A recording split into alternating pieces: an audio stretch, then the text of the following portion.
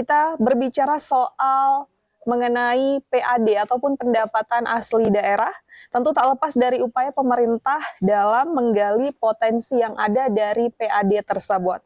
Nah, tahukah kita bahwa kejaksaan juga memiliki peran penting dalam mendukung peningkatan pendapatan asli daerah atau PAD tersebut? Melalui pendampingan dan pengawalan hukum, tentunya Kejaksaan Negeri Aceh Tengah membantu memastikan pengelolaan keuangan daerah berjalan secara transparan dan akuntabel.